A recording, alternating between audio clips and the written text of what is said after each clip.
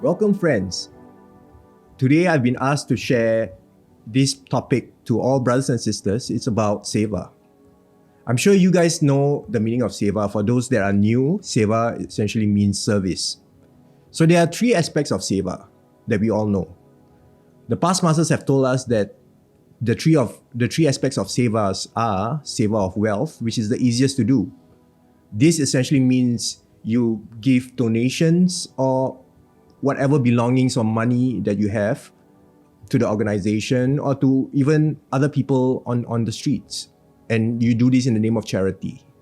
So this is Seva of wealth. The next part of Seva is Seva of the body. So we call this service of your physical self.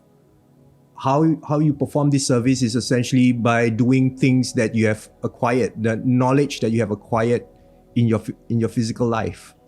For example, you can be doing proofreading of master's video as a transcribed service so that it will benefit other people that are watching his videos.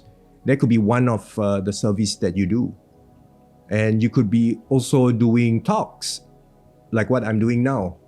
This is also part of service in the name of master.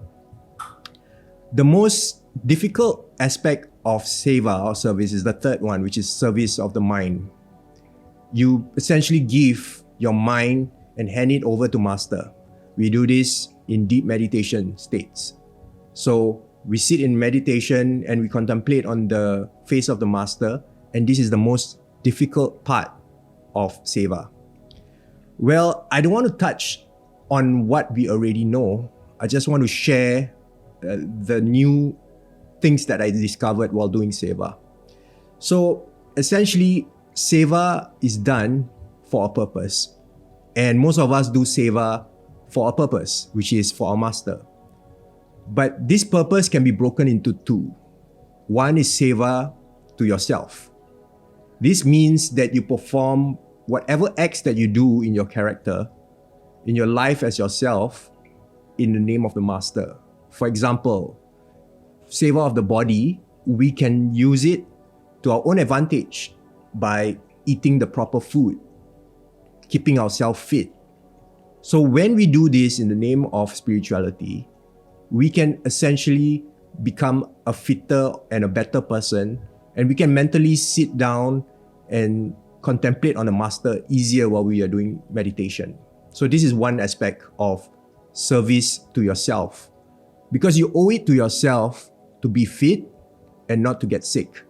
While I know that some of us experience karma and some of us have illnesses that we have to encounter, but this doesn't negate the fact that we have to eat proper and we have to keep our body fit.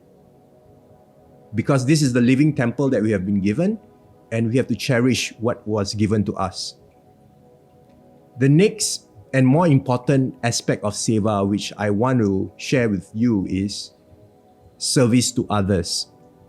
Now, service to others means that you not only focus on your own personal glory and liberation, you also do it so that it becomes natural for you to serve unconditionally. What does this mean? Well, if you take a look at my shoulder, this man right here, Ishwar Puriji, he dedicated his whole life in Seva for his master. Essentially, he dedicated every single thing, every single breath that he took was in dedication to his master. So his very existence and connection that he made to humanity is actually service to others. Why? Because essentially what he did benefited a lot of people, myself included. And he did it unconditionally, without conditions. He didn't do it so that he can get liberated. He didn't do it for his own personal glory. He did it for everyone, to serve others in the name of his master. And essentially that is where we should go and where we should be headed to. Because some of us do Seva with conditions attached. Like it or not, we do Seva sometimes only when we are free. We do Seva only on the weekends. We do Seva when we feel that longing for master, then we do Seva. But I feel Seva has to be done 24/7. The moment you open your eyes and before you go to sleep at night, you have to be in remembrance of your master, and every single act that you do, even sleeping, should be dedicated to your master. And by doing this, you live in Seva 24/7. It gives you a purpose in life, the purpose that you are born as human. So I feel doing Seva 24/7 is something that we need to aspire to be. Be it Seva to disciples or even Seva to humanity, Seva does not have a root of attachment. And that should be the key and goal that we do. We should not only serve satsangis because we feel that they are closer to master or they have some affinity with us. We should serve humanity on a whole. And every sentient being you feel and meet on earth, you should offer your service. Like, for example, you offer food to like a stray cat or animal. That is in service to master. You're helping a fellow sentient being. And I feel we should aspire to that level of seva. And it will broaden our horizon and it will make us unknowingly forget about our ego. And then we can strive to be unconditional, like what the masters have been showing us as an example. They are the true Sevadas. The role model of Sevadas are all the PLMs that have graced this earth.